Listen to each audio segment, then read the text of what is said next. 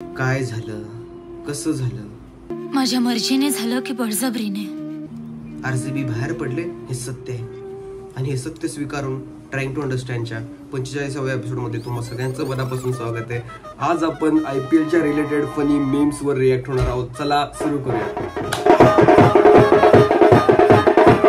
आरसीबीच्या फॅन्सची अवस्था ही चेल्सीच्या फॅन्स सारखी झाली. म्हणजे एक काळ होता ज्यावेळी नाही का, तो काळ पण आता आठवायचा बंद झाला माहितीये. म्हणजे दरवेळी ते प्लेयर येणार, ते खेळायला सुरुवात करणार, आपले फॅन्स सपोर्ट करणार आणि नॉकआउटच्या आधी कधीतरी आपण घराबाहेर पडणार. मला वाटतं आता कधी आपली पोरबाळ आली, त्यांच्या काळी कधी विराट कोहली होऊन म्हातारा झाला, त्यावेळी कुणीतरी कॅप्टन येईल, तो आरसीबीला जिंकवेल. जो पण आरसीबी पण राहणार नाही. If BJP wins, okay, if Congress wins, तरी पण झोपडपट्टी. ही वरची लाईन ही निराशा आहे माहिती का एकंदरीत समाजामध्ये. भले आत्ताच वोटिंग झाले पण ठीक आहे. आणि if RCB wins, oh my God, आता आरसीबी नाही जिंकणार आहे अनफॉर्च्युनेटली. त्यामुळे आपलं शहर हे झोपडपट्टीच राहणार आहे. पण यावेळी खरंच वाटत होतं आरसीबी यावेळी जरा शक्यता वाटत होती की जिंकेल. ओके, पण काय तिथे ऍसेट कमी, लायबिलिटी जास्त आहे. तर मॅक्सवेलची घर वापसी करायला पाहिजे असं वाटतं मला. आता भाई वर्ल्ड कपच्या वेळी खेळायचं असं तेव्हा एका पायावर खेळतो भाई. आता दोन पाय दोन हात असून त्याच्याने खेळणं होत नाहीये. Run machine in other team, okay, run machine in RCB.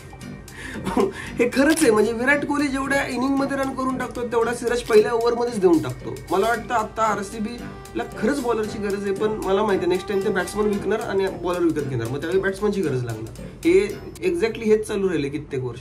Head coach team India senior men response has been recorded. हे मीम सीएसके वर का केलंय कोणी मला कळत नाहीये. मला सीएसकेला का कंट्रोल करतात मला खरंच कळत नाहीये. म्हणजे लोक लिटरली त्यांच्या टीमला पतपेढी म्हणतात. चुकीची गोष्ट आहे. पतपेढी नाहीये ती. लाफ्टर क्लब असू शकतो पण अजिबात असं ट्रोल करणं बरोबर नाहीये. चांगले प्लेयर आहेत हे. लॉकडाऊन किड्सना माहित नाहीये की धोनीनं काय काय केलंय. Hence proved everything is related to Tarak. एक गोष्ट खरी आहे, ह्या IPL मध्ये सगळ्यात न आवडलेली गोष्ट काय असेल तर ती हैदराबादची जर्सी.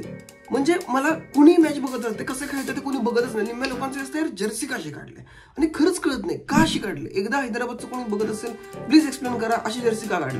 IPLचे ओजी कॅप्टन इथेच राहतात का? अरे धोनी ये अरे हा, खरंच तिघही इंडियन कॅप्टन बाहेर पडलेत आता. म्हणजे यार आता कमिन्सची टीम नाही जिंकली पाहिजे. म्हणजे आता असं होईल की भले तो IPL जिंकेल पण ते फिलिंग वर्ल्ड कप सारखीच येईल. म्हणजे अजून एकदा सदमा बसेल माहितीये का. आर्टिफिशियल इंटेलिजन्स कसं प्रत्येक क्षेत्रात घुसत चाललंय, तसं मला वाटतं पॅट कमिन्स सगळ्या क्रिकेटमध्ये घुसत चाललाय. म्हणजे भाई तो ऑलरेडी एकदम महाग विकत घेतलाय. आधी त्याने आपल्याला वर्ल्ड कपला हरवलंय. आता तो मला वाटतं इंडियातलीच टीम तो जिंकून भाई तो कप घेऊन जाईल असं वाटतं. आणि हे खूप मोठं दुःख आहे. आर्टिफिशियल इंटेलिजन्स ड्रोन उडवायला म्हणू नका, कॉमेंट्री ट्रान्सलेशन करायला म्हणू नका, लाईव्ह मॅच प्रेडिक्शन्स करायला म्हणू नका, सगळीकडे युज केलं जातं. मला एका हे न्यूटन स्कूल ऑफ टेक्नॉलॉजीच्या फर्स्ट इयरच्या मुलाकडून कळलं. म्हणजे तिथे एक वर्कशॉप झालं होतं आणि तिथे त्यांनी क्रॅच पासून ड्रोन बनवला होता. लिटरली ते पण फर्स्ट इयरच्या स्टुडंटने. Basically Newton school of technology हे एक बीटेक प्रोग्राम घेऊन आले CS आणि AI मध्ये, जो खूप तज्ञ लोकांनी डिझाईन केलेला आहे. त्यासोबत त्यांचा फर्स्ट इयरचा स्टुडंट आहे, त्यांनी एक इंटर्नशिप मिळवली जिचा स्टायपेंड 1.25 लाख पर मंथ आहे, जी गुगलची इंटर्नशिप आहे. मला जर आता वेळ असता मी मागे जाऊन हेच केलं असतं. त्यामुळे जर तुम्ही 12वी मध्ये असाल आणि तुम्ही इंजिनिअरिंग कॉलेज शोधत असाल तर न्यूटन स्कूल ऑफ टेक्नॉलॉजी हे नक्की चेक करा. त्यांची एंट्रन्स एक्झाम ही 1 जूनला आहे. त्याची लिंक मी डिस्क्रिप्शन मध्ये टाकले, तिथे डिटेल्स तुम्हाला मिळतील. नक्की चेक करा. आपण येत आता IPL कडे. Gautam Gambhir leaving Narendra Modi stadium after destroying Pat Cummins. जसं तुम्ही मोठे होता ना तसं गौतम गंभीर हा सेन्स करायला लागतो. म्हणजे मॅच्युरिटी हीच आहे की तुम्हाला गौतम गंभीरची साईड कळायला लागली की. आणि तो पॅट कमिन्सला मला वाटतं की ते म्हणाल ना वर्ल्ड कप सारखी अवस्था होणार आहे, त्यामुळे ती सहन करण्यात मला वाटतं गौतम गंभीरच आपल्याला वाचवू शकतो. Girls after getting paper cut, okay, boys destroying qualification of for 3 different franchises. मला वाटतं हैदराबादच्या जर्सीच्या आधी जर काही नाही आवडलं या IPL मधलं तर ते हार्दिक पांड्या आहे. म्हणजे भाई मला कळतच नाही की एखादा माणूस, तो चांगला प्लेअर आहे, तो चांगला प्लेअर होता, तो असेल चांगला प्लेअर, पण हे जे काय ते घाणे. Virat Kohli after taking 1 wicket, Dhoni and Rohit after 10 IPLs. हा भाई त्याचं दाखवण्याची पद्धत तशी आहे, त्यामुळे तसं आहे. मला वाटतं त्याच्या खाली अजून एक ऍड करायला पाहिजे, Hardik Pandya after doing nothing. हे मग खरं हे मीम इंटरेस्टिंग होईल. तुमच्या डोळ्यात. Ducks in last 2 matches dropped catch expensive with ball tried तुम्हारा तू हमारा ही ट्रॅव्हिस हेड. मला वाटतं की हा ट्रॅव्हिस हेड असंच खेळत राहावा, कारण मी काय अजिबात हैदराबादला सपोर्ट करत नाही. एक्झॅक्टली कमिन्सवालं कारण आहे. बस मला माहित नाही बाकी कुठली पण टीम जिंकावी पाहिजे हैदराबाद नाही. माझी इच्छाच मरेल परत इंडियनची मॅच वर्ल्ड कप बघायची. व्हिडिओ बघितल्याबद्दल तुम्हाला सगळ्यांचं मनापासून आभार. नतमस्तक. व्हिडिओ आवडला असेल तर लाईक करा, शेअर करा, सबस्क्राईब करा. कमेंटमध्ये सांगा की तुम्हाला काय वाटतंय, कोणाकोणामध्ये फायनल होईल आणि कोण जिंकेल. प्लीज पॅट कमिन्सची टीम हैदराबाद म्हणू नका.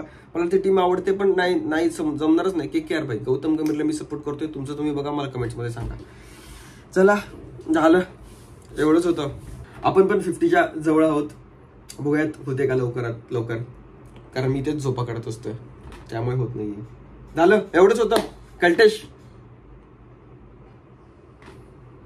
बघा IPL, अभ्यास सोडून द्या. ते सांगितलं शाळेचं बघा जरा, शिकायला 4 गोष्टी मिळतील. नाही तर असंच करत बसायला गेल. लाईक करा, सबस्क्राईब करा, शेअर करा.